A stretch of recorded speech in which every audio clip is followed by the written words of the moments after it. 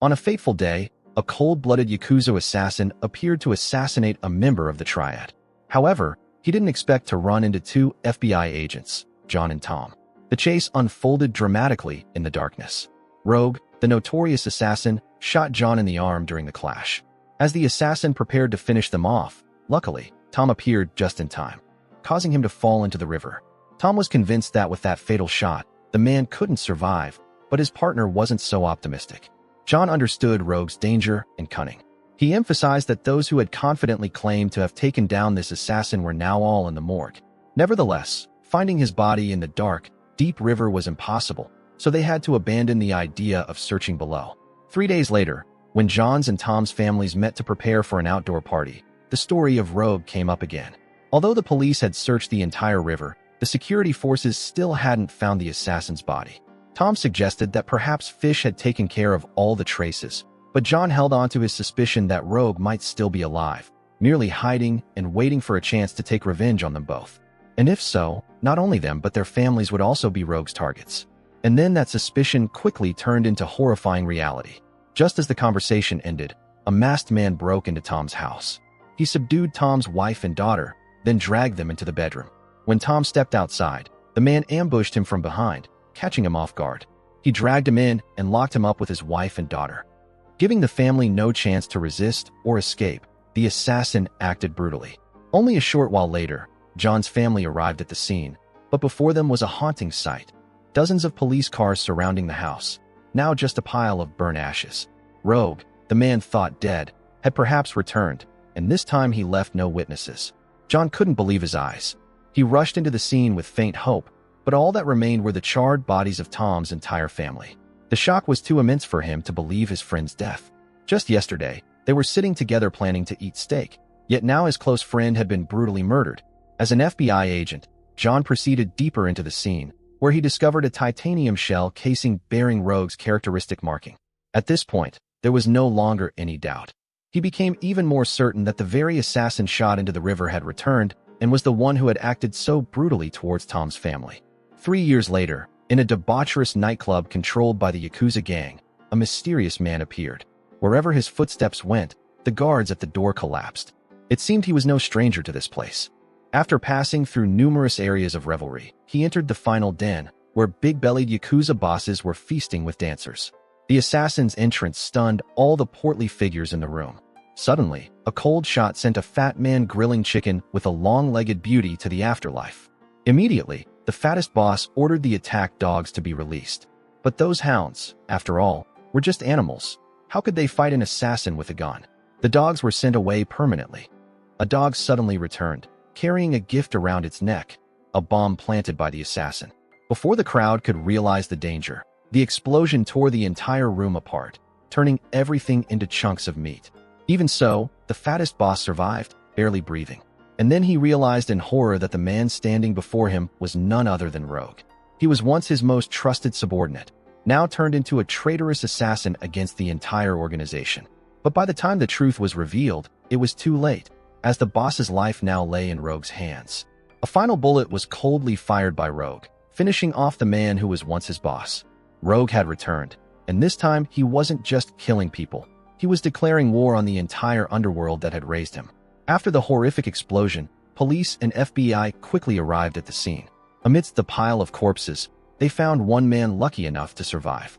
However, when interrogated about what happened, he was too weak and couldn't provide anything useful. He just weakly groaned fragmented sentences suggesting that if he were to meet that man again, he'd rather die now. His words served as an alarm bell for John, especially when he found a bullet casing at the scene, the same type Rogue had used to shoot him and murder Tom's family 3 years prior. At this point, John knew for sure Rogue had resurfaced, and this time he was much more dangerous. For the past 3 years, John had never given up searching for him, but Rogue always remained deeply hidden, as if vanished from the world. Now, with that brutal massacre, he had not only revealed himself, but officially declared war on John. Ironically, because he was so focused on this endless hunt, John had neglected his own family. His marriage consequently fractured. His wife grew increasingly dissatisfied and distant. The home he once protected now no longer intact. Back at the FBI office, John introduced a new agent, an elite marksman recruited to assist in this mission. An emergency meeting was immediately convened. He presented the entire plan to hunt down Rogue to the team. He said that he was not an ordinary assassin and operated very shrewdly. He was obsessed with changing his face. Every 6 months, he underwent surgery to alter his appearance, making tracking him even more impossible. Furthermore, this man was believed to have close ties with 2 notorious international criminal organizations. On the Japanese side was the Yakuza, led by Shiro, a powerful crime boss with influence from Asia to Europe. On the other side was the Triad, a dark force in Asia commanded by Li Chang. Initially, these 2 organizations had cooperated closely, carrying out numerous major operations from human trafficking and kidnapping to transnational drug dealing. And now, amidst that shady relationship, Rogue was the trump card, or perhaps a dangerous pawn that neither could control. Everything began to change from a bloody incident 30 years ago, when Shiro ordered his Yakuza subordinates to massacre Li Chang's entire family. Not stopping there, the boss plundered all of the Li family's valuable assets, selling everything on the black market and to museums. Of the family fortune, only a few ancient statues and prized horses remained. That deep-seated hatred had fueled Li Chang's desire for revenge for 3 decades. Recently, he discovered Shiro was trying to sell the remaining horses, and this was the clue to track down his enemy's whereabouts. In another development, Rogue, dressed impeccably, appeared at Li Chang's office seeking employment. Knowing Rogue was once Shiro's trusted henchman, Li Chang was wary. But the man calmly asserted that he had never been a loyal subordinate to anyone, so he couldn't be considered a traitor. He pledged to help Li Chang achieve revenge. With cold determination, he convinced the Triad boss, as they both shared Chinese blood after all. Nevertheless, Boss Li Chang remained cautious and assigned 2 trusted henchmen to accompany him, ostensibly to assist, but his real purpose was to use them to monitor Rogue's every move. Meanwhile, in Japan, Shiro, the cold-blooded dictator, was practicing martial arts in his private mansion. Even a small mistake by a subordinate could lead him to act brutally if his underlings displeased him. To ensure the deal involving the ancient horses, Shiro decided to send his own daughter to San Francisco to supervise. He only trusted his family and wasn't comfortable assigning the task to outsiders. This showed the boss was extremely shrewd and cautious. He was no ordinary man, having held the position of Yakuza leader for decades. At the same time, in San Francisco's Chinatown, John had also arrived. He followed the trail to an underground boxing gym to meet Benny, an old acquaintance of his. He was an arms dealer and black market information broker, holding many secrets from Interpol. Benny revealed that recently, people connected to Rogue had been strangely vanishing one by one. Officially, the police considered these mere suicides, but anyone perceptive who dug deeper would realize they were all targeted assassinations. Another noteworthy point, Benny added, was that most victims were doctors who had performed plastic surgery on Rogue. He must be trying to erase all traces of his identity. Now only one last doctor remained, his fate unknown. That night, Shiro's henchmen proceeded to transport the ancient horses. They disguised the valuable cargo by placing it inside cars, then hiding them in container trucks to easily pass through checkpoints. Everything seemed perfectly arranged, as they had spent considerable money bribing both local and international police. However, upon reaching a checkpoint, the convoy was unexpectedly ordered to stop for inspection by police forces. Shiro's men began to panic. Why would the dirty cops betray them?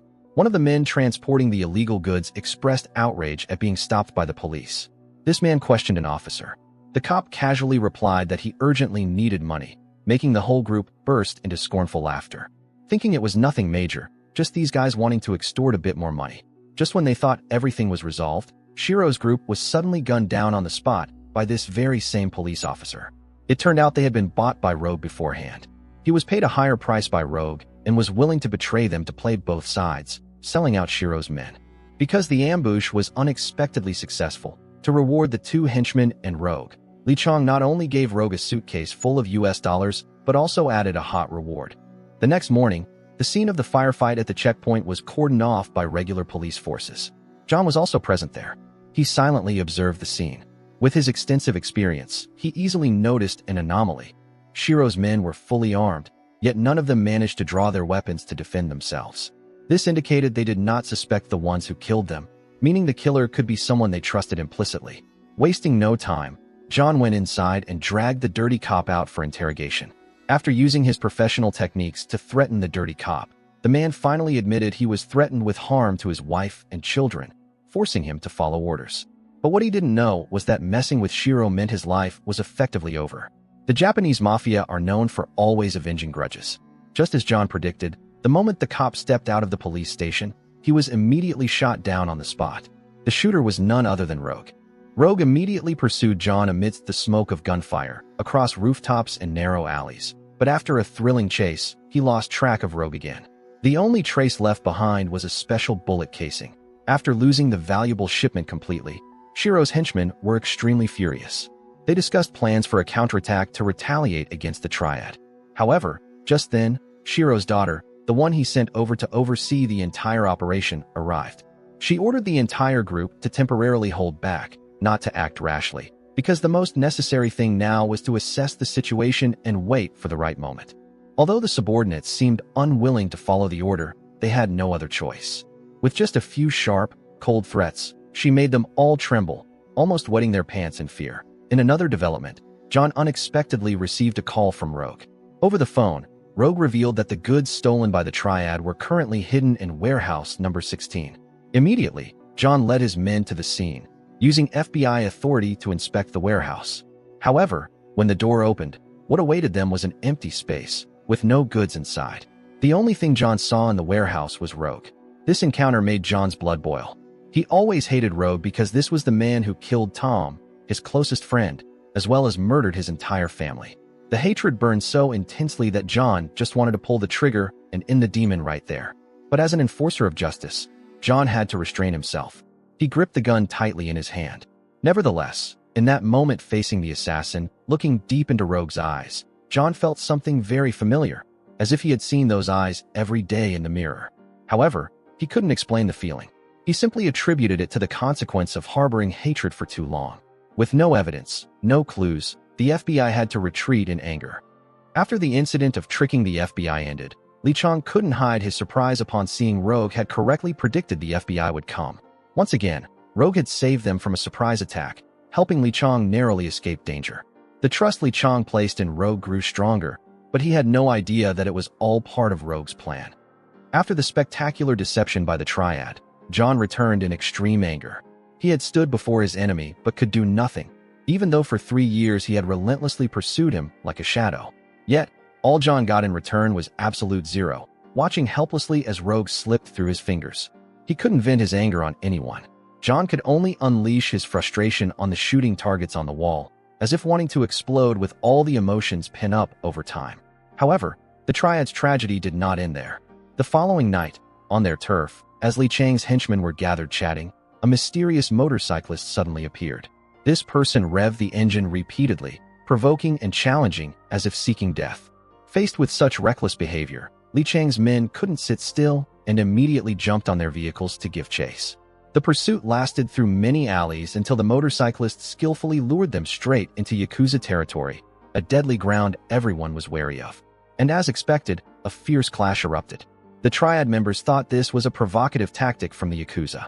Meanwhile, the Yakuza subordinates believed the Triad dared to brazenly bring people over to cause trouble, especially after the previous incident where the Triad brazenly stole the precious ancient horses. In a short time, almost all of Li Chang's henchmen were eliminated.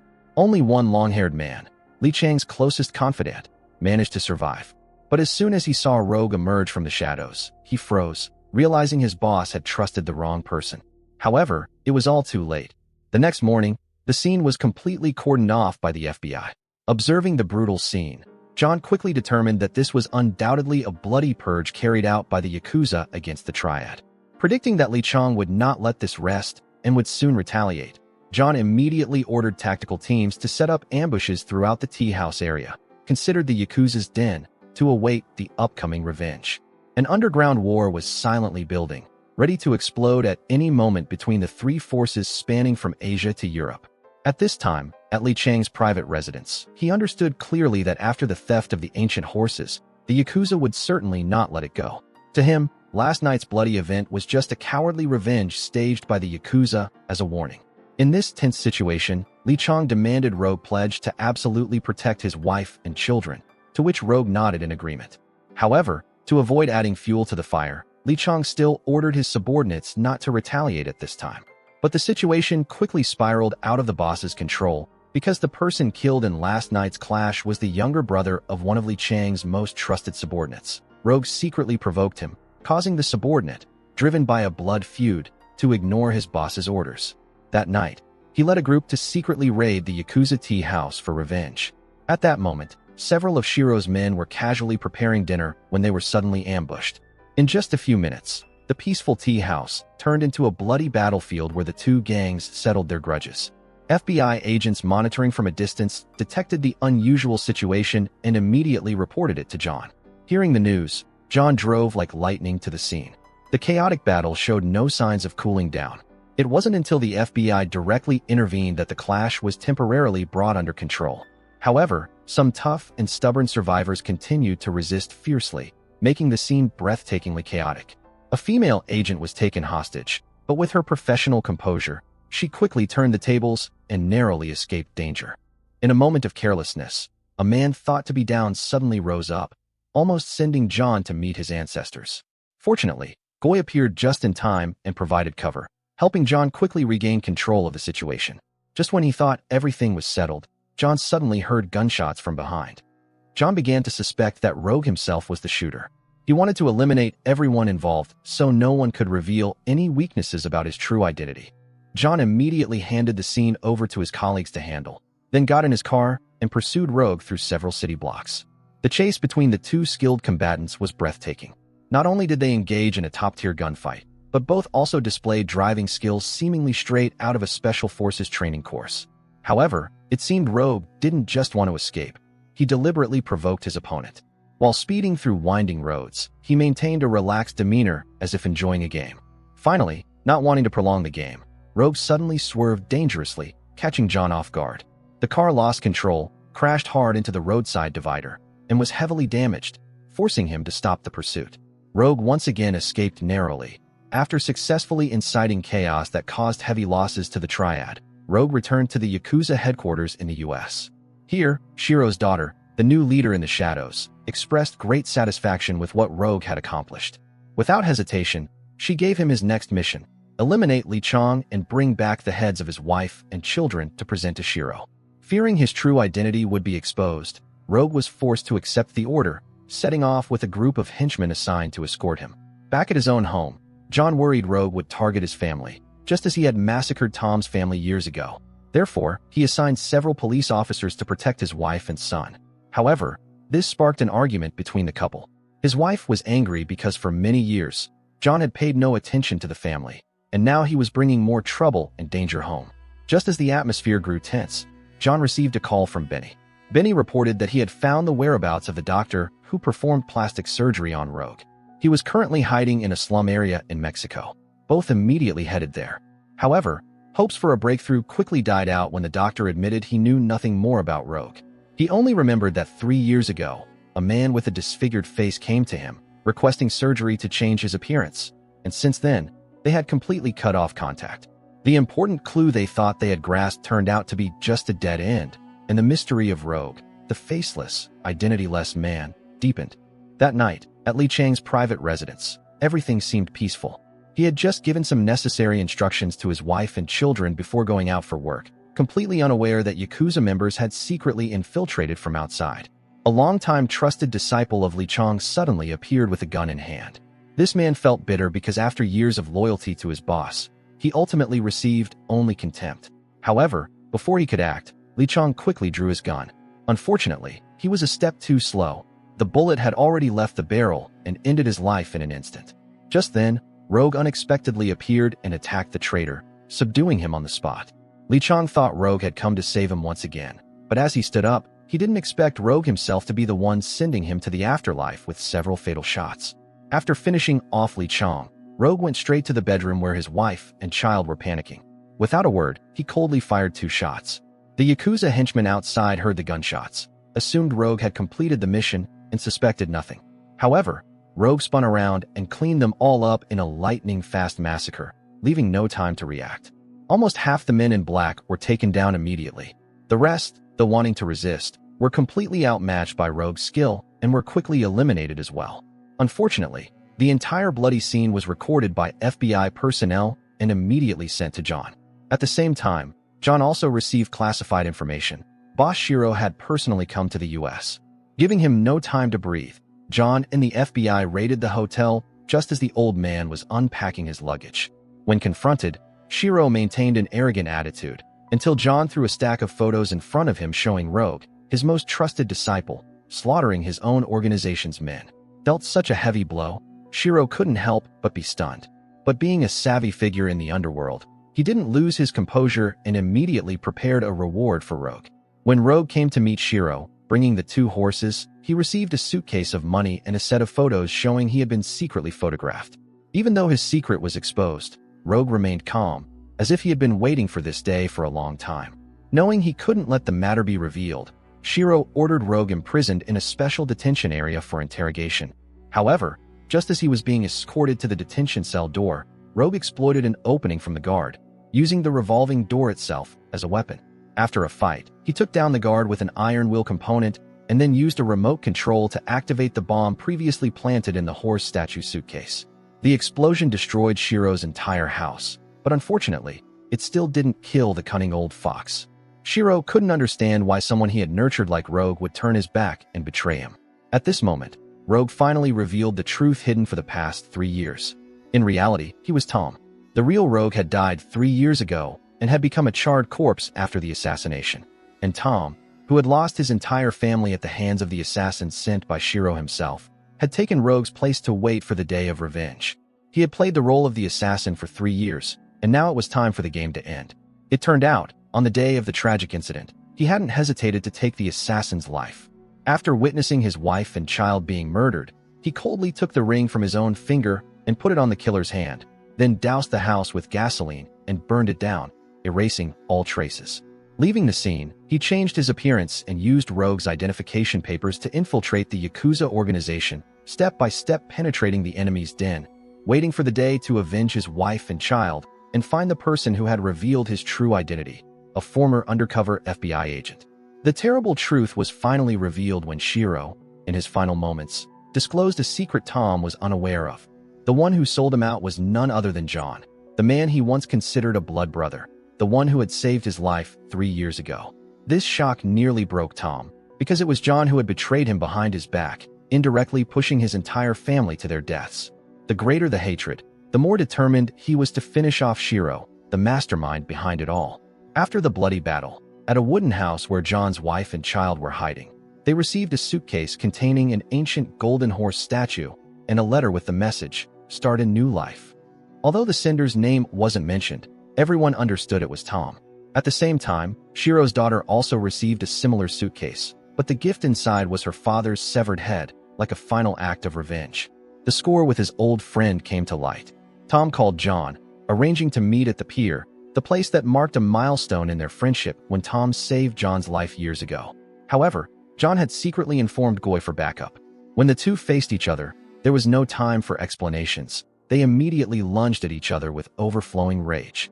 One yearned for revenge against the betrayer who shattered his family.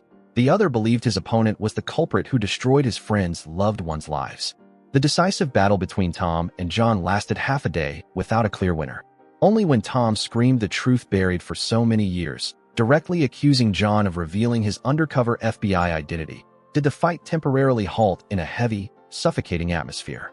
Initially, John didn't believe the man standing before him was Tom, his old friend, until he looked deep into those eyes. Because while doctors could change the face, voice, and physique, the eyes were the one thing that couldn't be faked. The moment he realized it was indeed Tom, memories flooded back, and John suddenly understood why he always felt an indescribable sense of familiarity whenever he looked at Rogue. That year, John worked for Shiro and was lured by the empty promise that if he just revealed Tom's identity, Shiro would teach him a light lesson, absolutely not endangering his life. But tragedy struck when Shiro coldly ordered Rogue to murder Tom's entire family. And when everything came to light, it was too late. Although filled with regret, John was still the traitor, the one who pushed his best friend's family onto the path of death. It was a sin that no apology could ever redeem. Just then, John noticed a red laser dot aimed at Tom, a sign that Tom was in a sniper's crosshairs. In a final moment, to atone for his mistake, John lunged forward to shield Tom with his own body. But unexpectedly, Tom quickly drew his gun and fired a fatal shot. The bullet caused John to collapse on the spot. It's unclear whether John survived or not. But what is certain is that the friendship between them ended forever at the very place that once held memories of going through life and death together. In the end, Tom drove off in a supercar, carrying a suitcase full of cash. Perhaps after settling the old scores, he would start a new life, a life free from resentment, free from blood and tears. The film closes, leaving the audience with a deep sense of regret for a friendship that seemed eternal but ultimately shattered due to misplaced trust. The affection John had for Tom might have been real, but his gullibility led him into the trap of an evil man like Shiro, forcing him to pay the price with both friendship and honor. And whatever the reason, betrayal remains a wound that can never be erased. A film ending full of emotion, leaving viewers pondering, should trust ever be given completely? Thank you for following until the very last moments.